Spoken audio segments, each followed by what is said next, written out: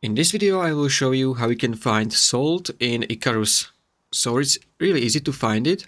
Firstly, open map, and on the map you want to look for those stone areas like this one, or cliffs or hills, and there is 100% chance you will find around this stone area the salt. You can also find it if you go around the edge of the map. You can also find it here. So I will try to find it, and it looks like light red stone, so it's this one.